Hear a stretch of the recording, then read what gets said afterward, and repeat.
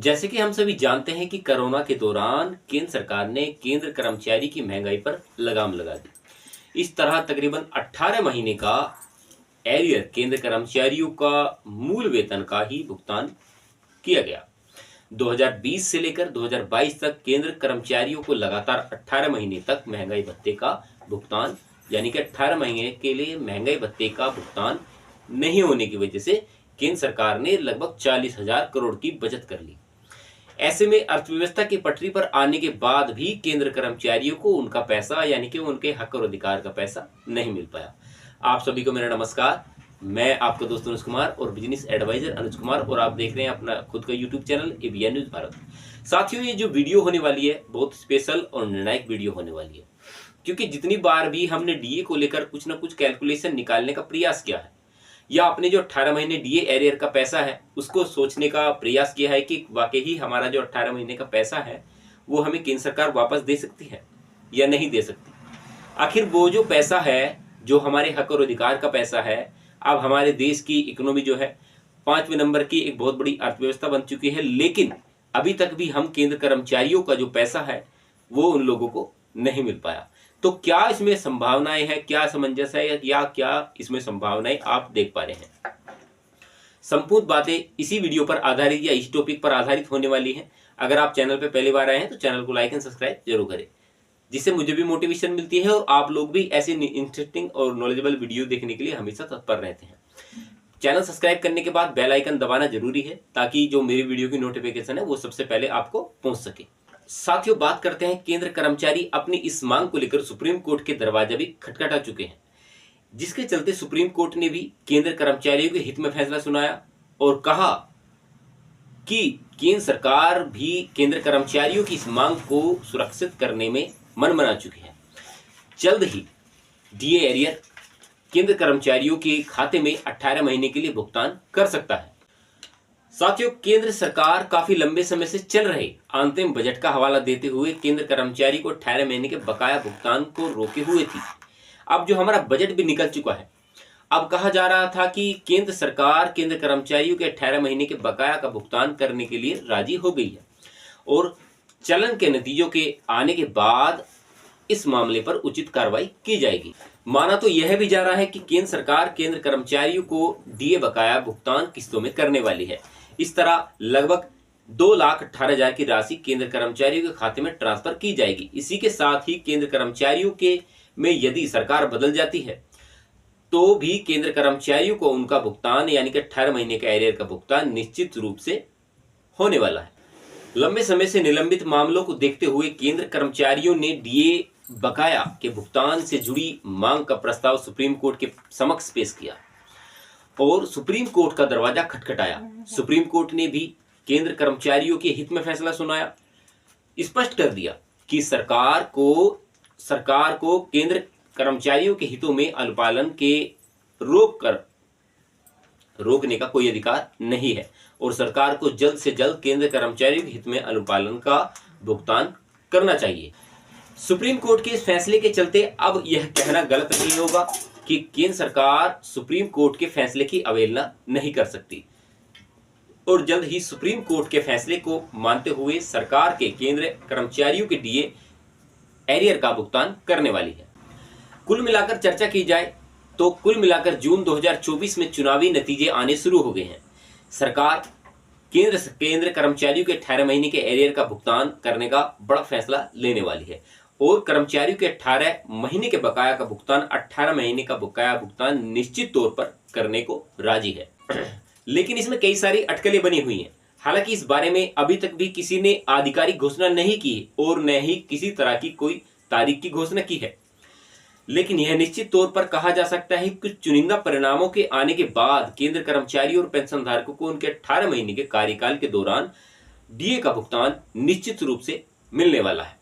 केंद्र कर्मचारियों के खाते में लगभग 2,18,000 रुपए की राशि केंद्र सरकार द्वारा निश्चित रूप से भेजने का पूरा प्रस्ताव बन चुका है। साथियों, 18 महीने डीए हो या हमारा इस समय की अवधारणा जो डीए को लेकर बनी हुई है, उसको लेकर आपके मन में क्या विचार है? आप मेरी बात जरूर गौर से सुनना। जब हमने बात की 18 महीने डीए एरियर को लेकर, तो कहीं ना कहीं इसमें जो सरकारें थी उनका कुछ ना कुछ दोष रहा या कुछ ना कुछ उन्होंने फॉल्ट किया, जिसकी वजह से हमारा जो डीए का पैसा है यानी कि 18 महीने का जो हमारा एरियर है वो कहीं ना कहीं रोक दिया गया। आखिरकार उन सरकारों के मन में उस समय की स्थिति को लेकर क्या स्थिति थी? क्योंकि जब हम बात करते हैं हमारे हक और अधिकार के पैसों की, तो क्या वे सरकार का हक और अधिकार या दायित्व नहीं बनता कि जिन कर्मचारियों का पैसा रोका गया है उनको वो मिल जाना चाहिए? लगातार हमने ये बातें उठाई हैं, लगातार आपने दिल्ली में धरना प्रदर्शन भी किए हैं और लगातार वो बातें आपने उठाने का प्रयास किया, जिससे कर्मचारी ये समझ सके और जान सके कि अब जो है हमारे लिए क्या हित और अधिकार का हो सकता है। मैंने अभी तकरीबन 3 या 4 महीने पहले एक वीडियो बनाई, सेम टॉपिक था 18 महीने डीए एरियर को लेकर। उसमें कुछ ऐसे तथ्य, कुछ ऐसे टॉपिक मैंने बताने का प्रयास किया था जो कि कर्मचारियों को ये सोचने पर मजबूर कर सके कि कर्मचारियों ने आखिर फॉल्ट का क्या किया है, यानी कि कर्मचारी को उसमें गलती ना होते हुए भी तब भी सरकार ने उनका जो 18 महीने एरियर का पैसा है वो रोकने का प्रयास किया। अब जब बात निकल कर आती है कि सरकार बदलने के बाद, पहले बताया गया कि बजट के बाद इस पर कोई फैसला लिया जा सकता है, लेकिन बजट का सत्र भी था, वो भी निकल चुका।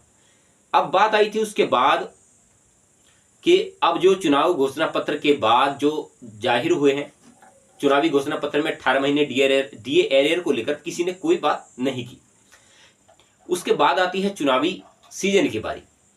उसके बाद सभी पार्टियों ने अपनी तरफ से कुछ ना कुछ बताने का प्रयास किया, हर कर्मचारी वर्ग को कुछ ना कुछ लुभाने का प्रयास किया, और जिसका नतीजा आज आप देख पा रहे होंगे कि हमारा जो पक्ष है यानी कि केंद्र की सरकार जो है और विपक्ष जो है यानी कि विपक्ष भी आज बहुत मजबूत स्थिति में दिखाई देता है, चाहे गठबंधन से हो चाहे कैसे भी हो। लेकिन जब भी हमने किसी के सामने अपनी बात की है, अपना बात मनवाने के लिए प्रयास किया है कि अब हम कर्मचारियों के लिए आखिर सरकार जो है क्या करने वाली है, तो कोई भी इस पर नहीं बोलने के लिए तैयार है। सबके सब चुप्पी साधे हुए हैं कि अब कर्मचारियों को आखिर हम क्या जवाब दें।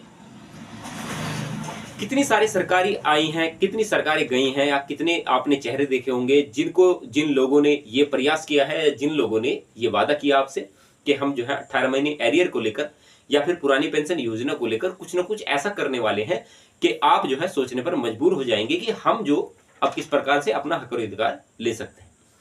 लेकिन मुझे अब तक भी ये समझ में नहीं आया कि कर्मचारियों को आखिर किस प्रकार से घुमाया जा रहा है। लगातार वो बातें उठाते जा रहे हैं, लगातार मैं बातें उठाता रहा हूं, पूरा चुनावी सीजन निकल गया कि अब इस कर्मचारी वर्ग का आखिर होने वाला क्या है। क्योंकि कोई भी आता है अपनी तरफ से कुछ ना कुछ ऐसा बताने का, कुछ दिखाने का हर संभव प्रयास करता है कि लगातार कर्मचारी उसकी तरफ आकर्षित होते चले जा रहे हैं। जहां राजस्थान चुनाव की बारी थी, उसमें कांग्रेस पार्टी ने कहा कि चुनाव हारने का जो सबसे बड़ा अहम मुद्दा है वो कर्मचारी वर्ग है, यानी कि कर्मचारी वर्गों ने हमारा साथ नहीं दिया। अब कांग्रेस की भी कहीं ना कहीं जीत हुई है और समाजवादी पार्टी की भी कहीं ना कहीं जीत हुई है, तो भाजपा की भी कहीं ना कहीं जीत हुई है। पूरे देश का माहौल ऐसा था जिसमें चुनावी एक बिगुल बजा और लगातार कर्मचारी वर्ग भी पूरे देश के नागरिक एकजुट होकर वोट दिया। यानी कि जिसकी भी सरकार बनाने के लिए कर्मचारियों ने कहा, अपनी तरफ से हर संभव प्रयास किया कि हमारे लिए हक और अधिकार की हमें बात निकलनी चाहिए। तो उन लोगों ने अपने जो सही लगा, उन्हें देश और हित के अधिकार में उन्हें जो सही लगा उनको उन्होंने वोट की। पूरे देश ने यही किया। लेकिन कुछ जगह ऐसी थी जहां केवल और केवल धर्म के नाम पर राजनीति हुई। लेकिन हमारा फिर भी मुद्दा उससे अलग हटकर चलता है। हम केवल उस टॉपिक पर बात करते हैं जहां किसी धर्म विशेष को महत्वता नहीं दी जाती। हम केवल बात करते हैं अपने हक और अधिकार की, यानी कि अपने अधिकार की, यानी कि जो अपने वीर सैनिक हैं उनके हक और अधिकार की बात करते हैं। हमारा केवल टॉपिक इतना ही रहता है कि हमारा जो अधिकार का पैसा है वो सरकार आखिर हमें कब देगी। ऐसे कई सारे टॉपिक हैं, कई सारे सवाल हैं। चाहे आप आज जो है 18 महीने डीए एरियर को मान लीजिए, पुरानी पेंशन योजना को मान लीजिए, या फिर एक लेवल पर चलता है जैसे हमने वोट का एक मुहिम चलाई थी कि वोट फॉर ओपीएस। तो ओपीएस के लिए हमने जितनी भी वोटिंग की, लगातार कर्मचारियों ने भी इसमें मेरा भरपूर साथ दिया, तो उसके लिए भी बहुत बहुत धन्यवाद है। और एक किस्सा चलता है हमारा जो डीए एरियर का जो सर्किल रेट है, यानी कि जो एआईसीपीआई इंडेक्स वैल्यू के आधार पर हम मानते हैं कि एआईसीपीआई का जो आंकड़े हैं वो कहीं ना कहीं धूमिल होते नजर आ रहे हैं। क्योंकि अभी तक भी हमारा केवल और केवल एक बार डीए एरियर के लिए एआईसीपीआई इंडेक्स की वैल्यू नंबर आया है। तो क्या कर्मचारी सोचे कि अब जो है 50% डीए होने के बाद जीरो होगा, या 54% पर चलता रहेगा।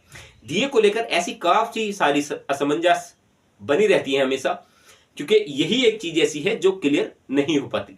बाद तक भी कैलकुलेशन मैं आपको बताता रहता हूं, बाद तक भी लगातार मैं आपसे वही बातें बताने का हर संभव प्रयास करता हूं, जिससे कर्मचारी ये सोचते हैं या समझते हैं कि अब हमारे लिए क्या बेनिफिट वाला हो सकता है। साथियों, अगर अब तक चैनल सब्सक्राइब नहीं किया है तो चैनल सब्सक्राइब जरूर करें, क्योंकि इतनी मेहनत लगातार आपके लिए करते हैं। चैनल सब्सक्राइब करने के बाद वीडियो को लाइक एंड शेयर जरूर करना। चलिए साथियों, मिलते रहेंगे और 18 महीने डीए एरियर को लेकर एक ऐसी ताजा खबर मैं आप सभी के लिए लाने वाला हूं जो सोचने पर मजबूर कर देगी कि वाकई ही 18 महीने डीए एरियर आप सभी कर्मचारियों को मिलने वाला है। तब तक साथियों विदा लेते हैं। नमस्कार, जय हिंद, वंदे मातरम।